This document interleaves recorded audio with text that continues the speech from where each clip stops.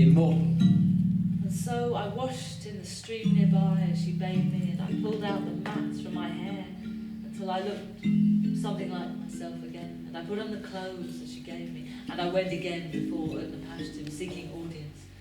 Now you are fitting. Yes, I am a mortal man. I am not burdened by his thoughts of divinity. But then, may I ask, Utnapishtim, how is it that you alone of all mankind were granted immortality? I was. By fate and destiny. It is what the 7 judges had for me. And so he agreed to tell me the tale. I shall tell you the story of the flood. Well now, Gilgamesh, king of Uruk, he said, I will tell you how this Utnapishtim gained his immortality. Long ago. You know the city Shuruppak that lies on the banks of the river Euphrates? Well, that city grew old, and the gods that were in it grew old. There was Anu, lord of the sky. There was Shamash, the sun god. There was Ninurta, the god of the wells and canals. There was Enlil, the warrior god. There was Ishtar, our lady of love and war. And with them also there was Ea. Ea alone it is who knows all things. Now in those days, the world teemed with people. The people multiplied and the world roared and bellowed like a wild bull. And so the gods were aroused by the great clamour. And so it was that one day Enlil, enraged, came to the gods in council, and he said, "Sleep is no longer possible by reason of the babble. We must do something." And so he persuaded the gods. And so it was that they agreed then and there to exterminate mankind, all save Ea. But Ea, he said nothing. He came down to me in a dream, and he came outside my house of reeds, and he said one night, "Reed house, reed house. Oh, wall, hearken, and wall, reflect. Oh, man of Shuruppak, tear down your house, I say, and look for life. Abandon possessions, build a house, build a boat. Tear down your house and build a boat. Put into it your family, the beasts of the field, both wild and tame. Put into it the seed of all living things. Tear down your house, I say, and build a boat. Abandon possessions and look for love." And when at last, through sleep and dreaming and half waking, I had understood what he had said, I replied, "Behold, my lord, I will honour and obey. I will perform what you command." And so the boat was built with much labour. Huge it was. So much wood we used. Oh, and I put into it some few possessions that I thought we could take, and as much food and drink as I thought it would hold. I put into it my wife, my family, the craftsmen, the beasts of the field, both wild and tame. I put into it the seed of all living creatures, all that I could find. And then, so the boat was built with so much labour and prepared. Then was the launching full of difficulty. There was shifting of ballast above and below. It was vast, 3 cubits higher than it was wide even. But just in time, it was finished. Because when the rains came, they started to fill the land like a bowl. Down and down it came as the water rose and rose and rose. And it was just at that moment that I handed the tiller to the steersman. Because with the first light of dawn there came a black cloud over the horizon. It thundered from within, where Adad, lord of the storm, was riding. In front over hill and plain, their Charlotte and Hanish, heralds of the storm, led on. Then the gods of the abyss rose up. Nergal pulled out the dams of the netherlands. The nurse of the warlord threw down the dikes, and the 7 judges of hell, the Anunnaki, raised their torches, lighting the land with their livid flame. The steep of despair went up to heaven when the god of the storm turned daylight to darkness, when he smashed the land like a cup. One whole day the tempest raged, gathering fury as it went. It poured over the people like the tides of battle. A man could not see his brother, nor the people be seen from heaven. Even the gods were terrified at the flood. They fled to the highest heaven, to the firmament of Anu, and there they cowered like curs. And so it was at last, the storm abated, and I could hear nothing except the lapping of the water outside the boat. And it was then that I opened the hatch, and the light streamed in. And then I got out onto the deck, and I looked, and there, all around me, there was nothing at all. Just the waters, absolutely flat, like a roof, for leagues and leagues and leagues. Save far in the distance, I thought I made out the top of a mountain, now an island. And so we started to sail toward it. And I let out the swallow, but she flew away and returned, for there was no resting place. After that, I let out the dove, and she flew away, but she returned, for there was no resting place. But finally, at last, I let out the raven, and she flew away, and she did not come back. And so I knew that it was not a mirage. And so, steadily, we sailed to the mountain isle. And at last, we came there, and we beached the boat. Then I got out what wood I had brought, and I built a fire, and I burnt incense, and we poured out libations to the gods. And the gods gathered around it like flies. All that is, save Enlil, the warrior god. And he looked down, and he was wroth. And he said to the gods in council, how was this possible? Not one of these mortals was to have escaped the deluge. How was this? Who was responsible? But Ishtar, our lady of love and war, she said, oh, my people, I who grew their crops to feed them, it is my people that you have killed, Enlil, so-called wisest of the gods. And then Ninurta, the god of the wells and canals, he turned to Enlil and he said, Enlil, wisest of the gods, how could you so senselessly bring down the flood? Listen to Ea. Ea alone it is who knows all things. And it was then that they all turned to Ea. And Ea, so often silent, he opened his mouth and he said, Enlil, lay upon the sinner his sin. Lay upon the transgressor his transgression. Punish him a little lest he break loose. Drive him not too hard or he perishes. Better that a lion had ravaged mankind rather than the flood. Better that a wolf had ravaged mankind rather than the flood. Better that a famine had ravaged mankind rather than the flood. Better that a pestilence had ravaged mankind rather than the flood. He had spoken so, Enlil was silent, and he came down to the mountain isle, and he stood aboard the deck of our boat, and he bade me and my wife kneel either side of him, and he blessed us, and he raised us up, and he granted us immortality, and he set us to live here by the waters between the worlds for all time, immortal, and join the assembly of the gods. And that, King Gilgamesh, is how Utnapishtim gained his immortality.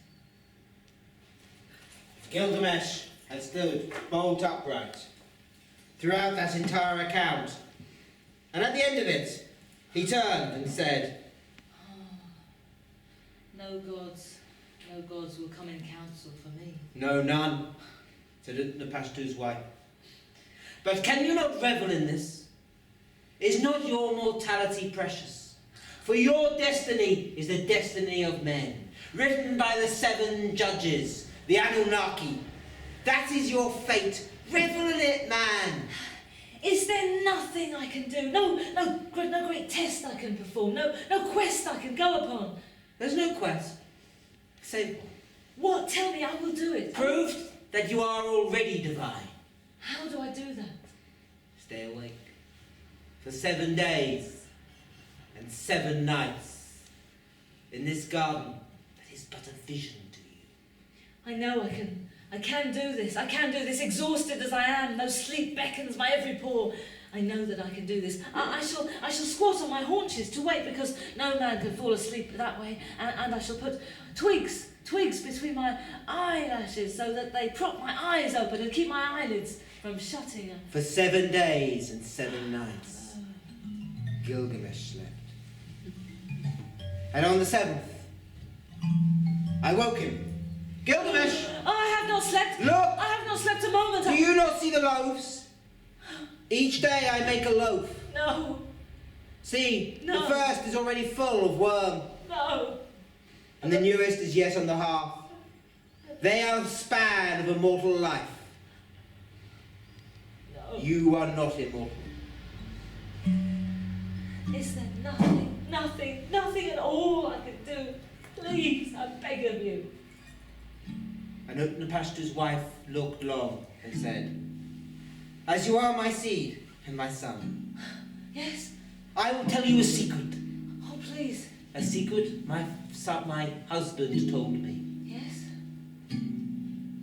In the middle of the ocean that lies between the worlds, there is a flower. That flower grew from the blood of the first mother, Tiamat, when she was carved from heaven by Marduk. It fell then on the ocean.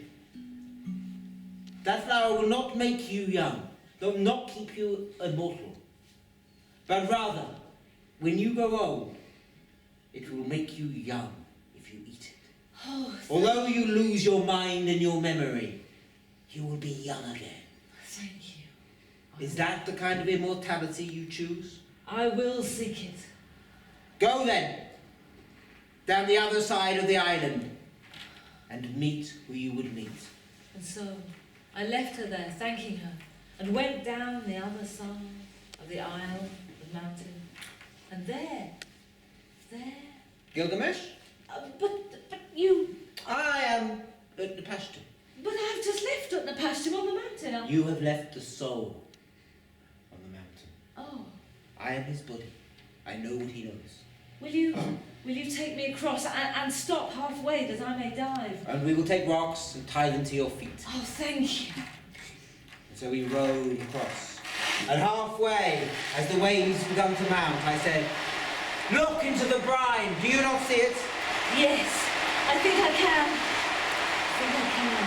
And Gilgamesh jumped off and sank down to the bottom of the ocean. Ah, the rocks on my feet. They pulled me down, and I held my breath. I held my breath for longer than any man living, any man perhaps who's ever done or will ever do.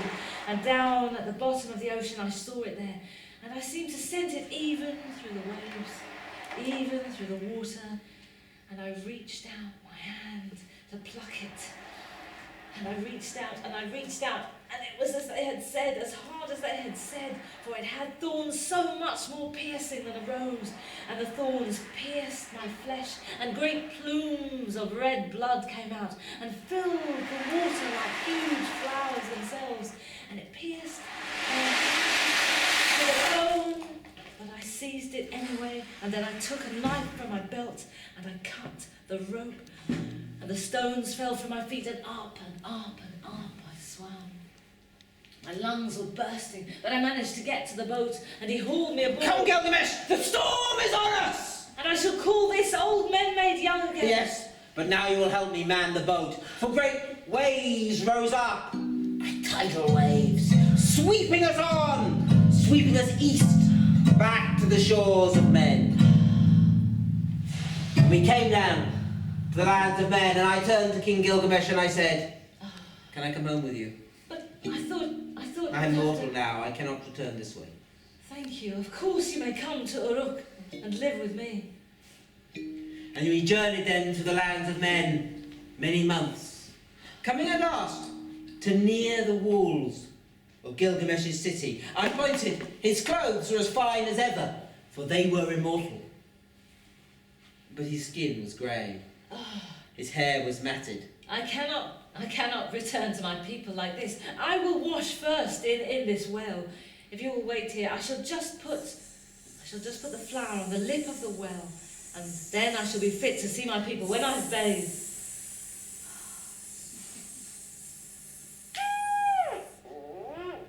And as Gilgamesh bathed, a serpent came out from the hole it lived in, and suddenly lunged for the flower and devoured it in a great greedy gulp. And before Gilgamesh could reach it, it sloughed its skin and disappeared back into its hole and was gone. Have I journeyed so long? Have I done all this for nothing? Is this the end of all my endeavours? And Gilgamesh, empty-handed, came back from Unuruk to Unuk. But he was changed. He became... In after days, Gilgamesh the king became a just judge and a father to his people. He laid down great laws that provided the founding stone for the laws of Hammurabi. He it was who caused the whole tale to be recorded on a stone on his return. He it was who brought us this secret of the gods, a story from the time before the anger of the flood. And he it was who founded the great city of Uruk. And if you go there today, do you not see the great walls, how they shine like copper in the sun? Is it not burnt brick and good? Touch the threshold, it is ancient, for the 7 sages laid the foundation. But Gilgamesh is gone. His fate was not the fate of the immortals. Gilgamesh has died, and his spirit has fled over the mountain of the gods, and the great gods of the underworld have been given their due. Nergal, his price, and the sister of Ishtar, her trophy. Gilgamesh is gone. He will not come again. But all that is left are the immortal clothes of kingship, the just laws he founded, the walls of Unuruk that have withstood crusade and jihad, plague, invasion, and even bombing. And the epic itself, the founding stone of history. And that the Anunnaki themselves say will dwell and live as long as humanity lasts, however long that may be.